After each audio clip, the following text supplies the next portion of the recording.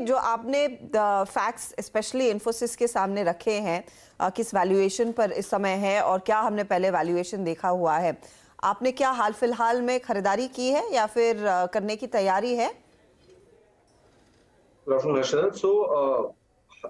HCL take, TCS और इन्फोसिस, हमें ये तीन स्टॉक अच्छे लगते हैं और इसी ऑर्डर में हम फॉर नाउ इन्फोसिस में एग्रेसिवली बाय नहीं कह रहे हैं, बिकॉज एज मैंने अनुज से भी कहा कि मैनेजमेंट कमेंट्री को हम काफी सीरियसली लेते हैं और अगर वहां पे थोड़ा कॉशन की बातें हो रही है, हालांकि एवरी मैनेजमेंट इज सेइंग कि लॉन्ग टर्म पाइपलाइन काफी अच्छी है, लेकिन it is not translating into revenue immediately, but आने वाले क्वार्टरों में वो डेफिनेटली वो लॉन्ग टर्म जो डील्स है उसके रेवेन्यू नतीजों में दिखेंगे।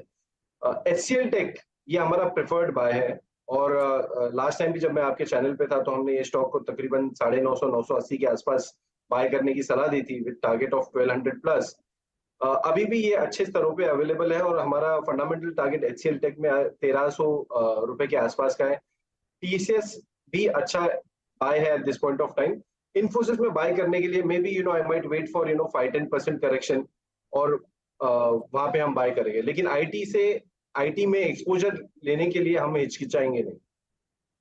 ये इनफैक्ट काफ़ी क्लियर है कि आईटी में एक्सपोजर लेने से के बारे में दोबारा नहीं सोचना है। अच्छे स्टॉक्स पे कीजिए जहां पर कन्विक्शन है और फिलहाल सिद्धार्थ को टीसीएस और एचसीएल टेक में कन्विक्शन दिख रहा है। एचसीएल टेक के हवावर कल शाम को नतीजे आएंगे, उसके बाद ज़्यादा क्लैरिटी होगी कि कंपनी की कॉमेंट्री क्या है। Q3 में उन्होंने इंडिकेट किया था कि Q4 में थोड़े से सीजनली नरमी आती है तो कांस्टेंट करेंसी बेसिस काफ़ी श्रिंक होने का डर ज़रूर है, लेकिन देखते हैं कैसे कितना वो फैक्टर इन हुआ है पोस्ट नंबर्स, उस पर चर्चा ज़रूर होगी। सिद्धार्थ, निफ्टी बैंक पर आपकी अप्रोच क्या है? क्योंकि अब तक हमने यही देखा था निफ्टी बैंक एक स्ट्रॉन्गर फुटिंग पर खड़ा था वर्सेस द निफ्टी, और आज वहां पर थोड़ा सा डर बढ़ने लगा है कि has it run it ahead of itself, क्या यहीं पर सबसे ज्यादा पैसा आ गया तो अब लोग कह रहे हैं कि थोड़ा बहुत मुनाफा वसूल लिया जाए। आपकी अप्रोच क्या है? हमारा अप्रोच इसमें मार्केट वेटेज का रहेगा। हालांकि वेटेज इन बैंक निफ्टी काफी ज्यादा है इंडेक्स में, अगर आप देखो तो 40% प्लस।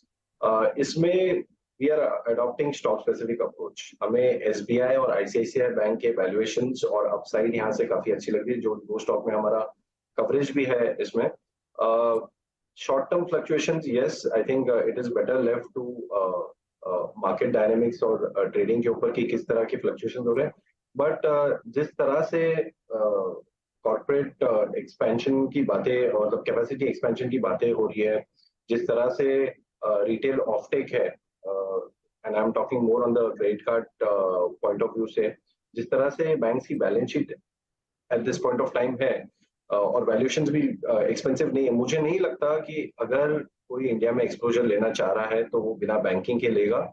और बैंकिंग में भी अगर आपको स्पेसिफिक होना है तो आप एसबीआई और आईसीआईसीआई बैंक में एक्सपोजर ले सकते हैं, यहाँ से एक डिसेंट अपसाइड है।